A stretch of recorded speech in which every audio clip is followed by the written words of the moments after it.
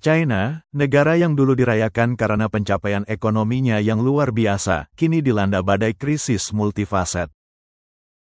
Banjir dahsyat di Hunan, tekanan ekonomi yang menghimpit dari Shanghai hingga ke pelosok pedesaan, dan meningkatnya ketidakpuasan publik mengungkapkan kebenaran pahit di balik propaganda gemilang Partai Komunis China, PKC.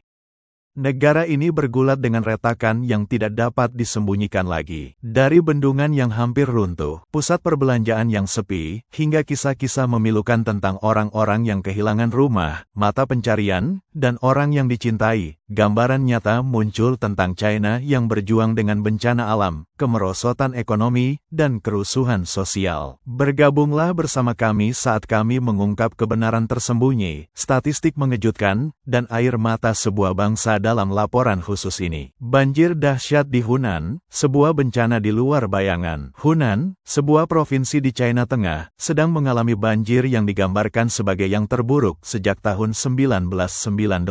Hujan deras yang tak henti-hentinya telah memecahkan rekor sejarah, mengubah kota-kota dan desa-desa menjadi dataran banjir yang luas. Sungai Liwi, anak sungai utama dari sistem Danau Dongting, telah melampaui tingkat bahaya dengan ketinggian air di stasiun Sanjisang mencapai 262 meter, 2,38 meter di atas ambang batas aman. Laju aliran yang mengerikan sebesar 7.300 meter kubik per detik telah menenggelamkan rumah-rumah, menyapu bersih harta benda, dan merenggut nyawa. Lebih dari 310 waduk di kabupaten seperti Silik dan Yuan berisiko meluap. Sementara bendungan seperti Sangnan, Dongmen, dan Sanjiang terpaksa melepaskan volume air yang sangat besar untuk menyelamatkan diri dengan mengorbankan komunitas di hilir. Di Kabupaten Sen, pasar-pasar yang ramai telah menjadi reruntuhan yang terendam air. Nyonya Chen, seorang pedagang buah, dengan berlinang air mata menceritakan, hanya dalam 1 jam, air bah menghanyutkan barang senilai lebih dari 800.000 yuan. Kami banyak berhutang untuk mengisi persediaan kami, dan sekarang kami hanya memiliki hutang. Sebuah supermarket besar di daerah itu, World of Fruits, melaporkan kerugian melebihi 1,5 juta dengan persediaan dan peralatan hancur total. Pemilik toko itu meratap, "Kami bekerja siang dan malam untuk menyelamatkan apa yang kami bisa, tetapi banjir terlalu kuat. Sekarang kami hanya memiliki hutang dan masa depan yang suram." Korban manusia, nyawa, dan mata pencarian tersapu. Banjir tidak hanya menghancurkan properti, tetapi juga merenggut nyawa dan meninggalkan bekas luka yang tak terhapuskan. Di Kabupaten Sili, tempat Sungai Liwi bertemu dengan anak sungainya, Laosan, seluruh desa telah terputus. Tanpa listrik, air bersih, atau jalan yang dapat diakses, penduduk terpaksa naik ke lantai atas rumah mereka untuk menghindari air yang naik. Seorang warga setempat mengunggah video gemetar di media sosial yang mengatakan, "Air telah naik selama 2 hari tanpa henti. Kami telah pindah dari lantai 1 ke lantai 3, tetapi masih terus datang. Tidak ada yang datang untuk menyelamatkan kami." Seorang ibu di Kabupaten Xiamen membagikan penderitaannya. "Anak saya tersapu banjir saat mencoba mencapai tempat yang lebih tinggi. Kami telah mencari selama 3 hari, tetapi dia masih hilang. Saya tidak tahu bagaimana harus melanjutkan hidup." Di kota Huku, kota Changdai, tanggul di sepanjang Sungai Liu berada di bawah ancaman serius. Air banjir telah membanjiri jalan-jalan, menenggelamkan ratusan rumah. Seorang warga menceritakan, "Kami mengerahkan 400 orang selama 6 jam untuk menyelamatkan sebagian tanggul, tetapi kami gagal. Desa kami sekarang hanyalah lumpur dan tangisan." Kisah-kisah seperti itu terlalu umum. Di Kabupaten Yuan, sebuah jembatan sementara di atas sungai yang nan runtuh di bawah kekuatan banjir, mengirimkan puing-puing dan bebatuan ke hilir, semakin menghancurkan komunitas yang sudah babak belur. Bendungan Tiga Ngarai, bom waktu di jantung China. Bendungan Tiga Ngarai, keajaiban teknik China di Sungai Yangtze, telah menjadi titik fokus ketakutan. Menghadapi tekanan yang belum pernah terjadi sebelumnya dari air banjir yang mengalir dari Hunan dan provinsi-provinsi tetangga, waduk bendungan berisiko meluap. Ketinggian air Sungai Yangtze di stasiun Yong dekat bendungan telah mencapai 55 meter, 3 meter di atas tingkat peringatan, memaksa pihak berwenang untuk melepaskan air segera. Namun, ini telah menempatkan daerah hilir, termasuk Wuhan, dengan 11 juta penduduknya, berisiko mengalami banjir parah. Profesor Li Ying, seorang hidrolog di Universitas Chino, memperingatkan, Bendungan Tiga Ngarai dirancang untuk menahan banjir sekali dalam setahun, tetapi hujan ini melebihi semua prediksi. Jika bendungan gagal, itu akan menjadi bencana nasional. Di media sosial, warga yang panik berbagi, jika Bendungan Tiga Ngarai runtuh, separuh China akan terendam air. Kemana kita harus pergi?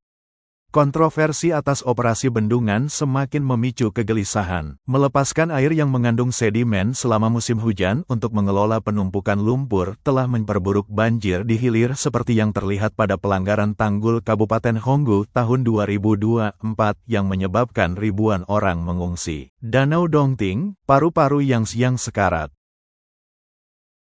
Dulu dijuluki paru-paru Sungai Yangtze, Danau Dongting kini dalam kondisi kritis. Luas permukaannya telah menyusut dari 4.200 km pada tahun 1949 menjadi di bawah 2.000 km karena reklamasi lahan dan akumulasi lumpur. Tanggul-tanggul di sekitar danau yang dibangun antara tahun 1950-an dan 1970-an berisiko runtuh di bawah tekanan banjir. Profesor Dong Tran Min menyatakan, Danau Dongting tidak lagi dapat mengatur banjir atau memurnikan air. Praktik Bendungan Tiga Ngarai dalam menyimpan air di musim kemarau dan melepaskan air berlumpur selama musim hujan telah menghancurkan ekosistem danau. Saat ini, 226 tanggul di sekitar danau berjuang menahan air, tetapi banyak desa di bawah permukaan danau sudah terendam. Seorang warga Kabupaten Honggu berkata, pemerintah membangun tanggul-tanggul ini, tetapi tidak merawatnya. Ketika danau meluap, kami terjebak seperti ikan dalam jaring. Banjir tahun lalu mengambil rumah kami, dan sekarang kami menghadapi kehilangan segalanya lagi. Perkiraan kerusakan di Hunan melebihi 2 miliar yuan dengan rumah tangga termiskin menghadapi pemulihan selama puluhan tahun. Sementara itu, upaya bantuan pemerintah telah dikritik sebagai pertunjukan dengan para pejabat muncul untuk sesi foto sebelum meninggalkan penduduk. Penurunan ekonomi. Banjir memperburuk krisis yang semakin dalam. Banjir bukan hanya bencana alam, tetapi juga pukulan telak bagi ekonomi yang sudah goyah. Di kota-kota besar seperti Shanghai, populasi permanen telah anjlok dari 30 juta menjadi sekitar 25 juta dengan lebih dari 380 ribu orang pergi dalam satu bulan. Pusat perbelanjaan berdiri kosong dan jalan-jalan yang dulunya ramai kini menyerupai kota hantu. Seorang blogger Shanghai meratap, jalan tua Chiba sepi, kedai kopi tidak ada pelanggan.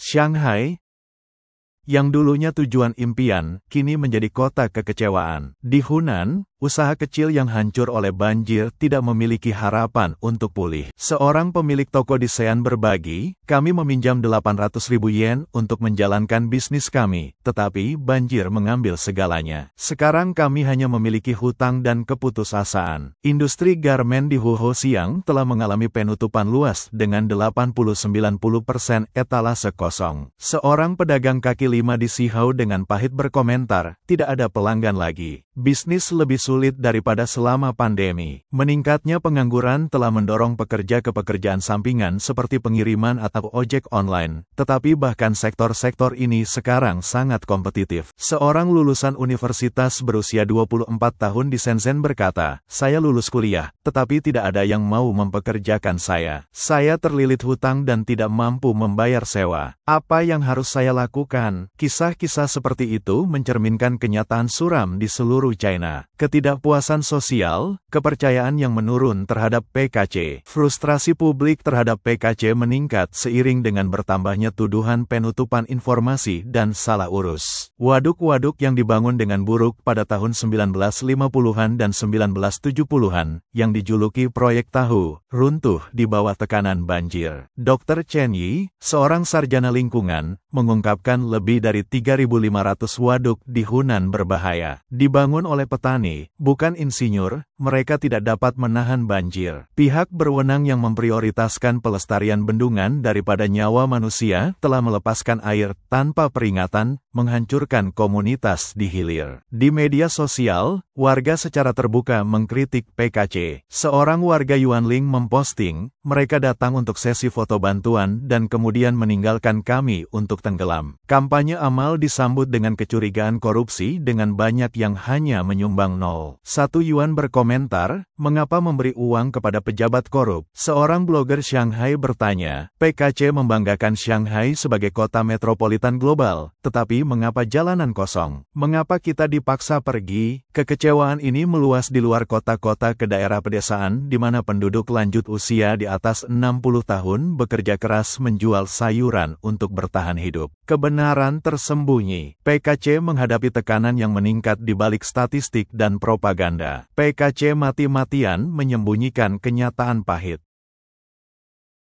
China menghadapi krisis yang komprehensif. Dari banjir yang melanda Hunan, ancaman runtuhnya bendungan Tiga Ngarai yang membayangi, hingga runtuhnya industri dan eksodus massal dari kota-kota, semua tanda menunjukkan salah urus dan ketidakjelasan sistemik.